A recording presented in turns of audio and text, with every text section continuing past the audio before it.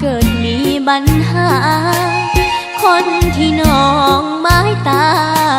จำต้องเลิกลาห่างกันผู้ใหญ่ของน้องต้นเหตุเป็นกำแพงตันเอาแท้เอาจริงกีดกันยึดมันตันทางขัดขวางความหักเพพัง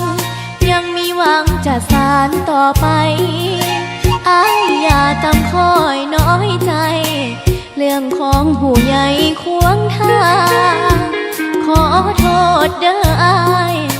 บ่แม่นพ่อแม่ของนางอาจมีเหตุผลบางอย่างเพิ่นจึงได้หักห้ามไว้แม่น้องบ่มักน้องฮักกับอ้ายเป็นหยังอดีตเบื้องหลังสองเฮาตั้งแต่เยาว์วัยความดีเท่านั้นที่จะชนะใจผู้ใหญ่อ้ายจงได้เข้าใจบ่สำคัญจะมีเหลือจนชีวิตของคนวุ่นวายสับสนเหลือเกินบ่แม่นน้องเห็นแก่เงิน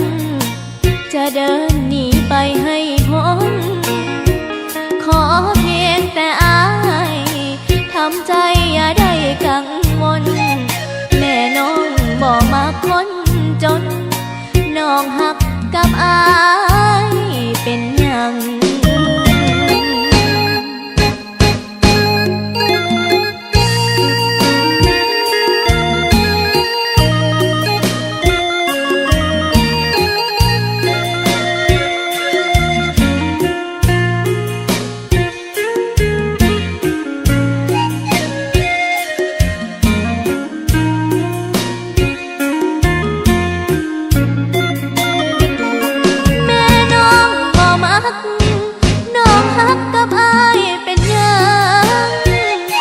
อดีตเบื้องหลัง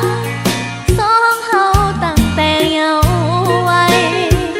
ความดีเท่านั้นที่จะชนะใจผู้ใหญ่อ้ายจงได้เข้าใจ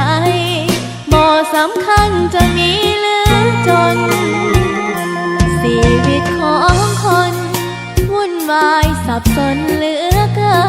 นบ่แม่นน้องเห็นแก่เงินจะเดินหนีไปให้